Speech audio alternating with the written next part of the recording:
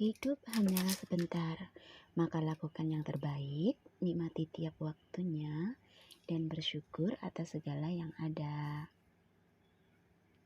Assalamualaikum para pejuang keluarga, semoga sehat selalu ya, dan semoga lelah kita menjadi berkah. Amin, amin, amin ya robbal alamin.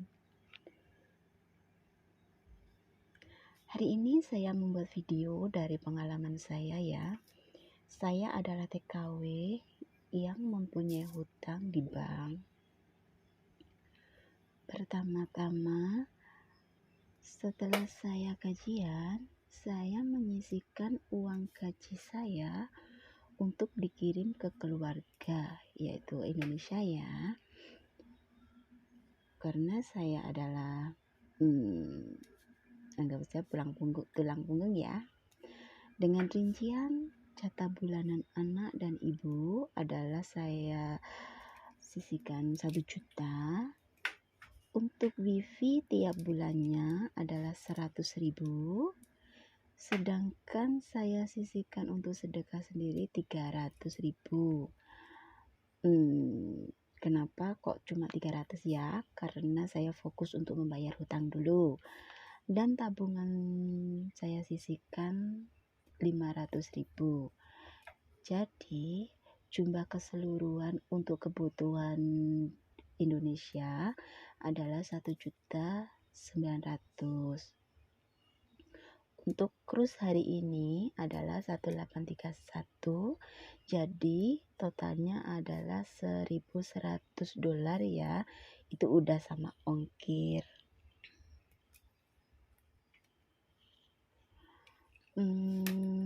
Setelah itu untuk Indonesia udah saya sendirikan. Setelah itu saya rincian pokok yang di Hong Kong ya, karena saya mempunyai tanggungan pokok yaitu 2 bank TC dan bank Siswot. Untuk bank TC nya sendiri tiap bulannya adalah 1485. Itu angsuran selama 8 kali. Dan bank Siswotnya sendiri juga sama 1.485,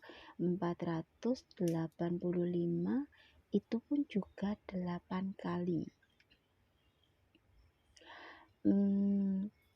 Untuk dana libur saya sendiri, saya sisihkan $400 1 bulan. Ya, tapi sekarang sama majikan nggak boleh libur ya, karena ada virus. Tapi walaupun kayak begitu, tetap saya sisihkan 400 untuk dana libur sendiri. Internet saya sendiri $100 tiap bulannya. Jadi kebutuhan Indonesia dan juga Hong Kong itu semuanya total $4.570. Sedangkan gaji saya adalah $4.630. Maka sisa gaji saya tiap bulannya adalah $60. Dan $60 itu saya usahakan masukin ke sedekah subuh ya. Itu setiap bulannya. Ya walaupun terkadang ada lebihnya ya, karena majikan terkadang baik hati, dia ngasih lebih, tapi terkadang juga pas. Tapi saya rincikan, saya alokasikan yang ikut kontrak kerja aja ya, 4.630.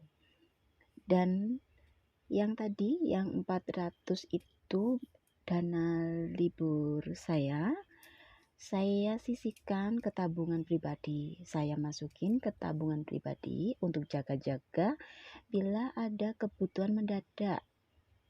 Contohnya, mungkin anak saya kepingin membeli baju, sepatu, ataupun apa ya, karena anak saya berumur 10 tahun dan juga masih sekolah ya, sekolah SD. Cuma buat jaga-jaga aja. Dan di samping itu saya pun juga tiap minggunya itu lemburan saya dikasih 200 sama majikan. Alhamdulillah ya, walaupun tidak tetap 200 tapi saya alokasikan aja 200 ya. Jadi ada ketambahan 800 ya, itu tiap minggunya, karena tiap minggu saya langsung dibayar sama majikan. Itu pun saya sisihkan ke tabungan pribadi juga buat jaga-jaga bila ada kebutuhan yang mendadak. Mungkin ada teman yang tanya, "Loh, terus gimana masalah sabun, shampoo, ataupun softtek dan keperluan pribadi saya?" Untuk saya sendiri alhamdulillah ya, untuk sabun, sampo, softtek, dan mungkin hand body ya, itu semua saya majikan yang ngasih. Majikan pakai apa, saya ikut pakai apa. Jadi alhamdulillah itu enggak kepotong dari gaji saya. Terus kalau skincare sendiri saya pakainya cuma serum MS ya. Mungkin satu botol itu habis 2 atau 3 bulan, jadi tidak saya masukkan ke anggaran tiap bulannya. Ini adalah cara saya mengatur uang gaji saya tiap bulan ya, teman. Mungkin ada teman yang mau sharing ataupun ngasih pendapat yang lain, bisa komen ya. Atau mungkin ada yang tanya, kenapa sih kerja di Hong Kong kan gajinya besar kok sampai punya tanggungan bank gitu ya mungkin. Tapi kan setiap orang punya kebutuhan masing-masing ya teman. Dan di samping itu saya juga tidak boleh, ya mungkin baik majikan saya. Tapi kalau masalah uang, saya nggak berani tanya pinjam ke majikan. Mungkin pinjam majikan terus potong gaji ataupun gimana, saya pribadi takut gitu kan. Terus kalau pinjam teman, menurut saya juga kurang gimana ya, kurang berani juga, karena kan itu jumlahnya besar. Sedangkan teman-teman sendiri kan juga punya kebutuhan sendiri kan.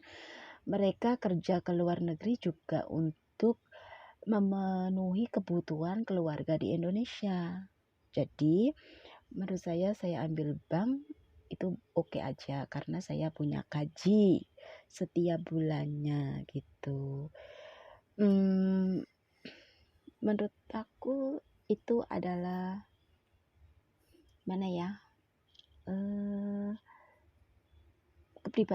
pengalaman dari saya sendiri. Kalau sekiranya ada yang kurang berkenan, ya maaf, mungkin ada yang ngerasa itu kan aib gitu ya, orang punya hutang kok diomong-omongin gitu. Tapi gimana ya, kalau menurut aku sendiri bukan aib, karena nggak sedikit orang yang hidup, manusia hidup itu jarang ada yang gimana ya, tidak punya hutang gitu kan. Jadi menurut aku fine-fine aja ya, selagi kita tidak merepotkan orang lain.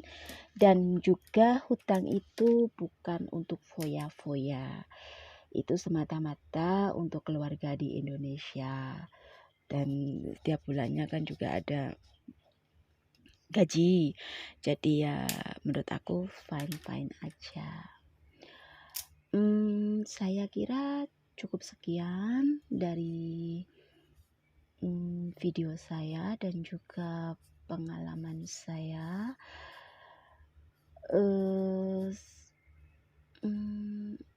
Untuk mungkin bila ada kata-kata yang salah ataupun ucapan yang salah, saya minta maaf ya. Makasih. Assalamualaikum warahmatullahi wabarakatuh. Sampai jumpa.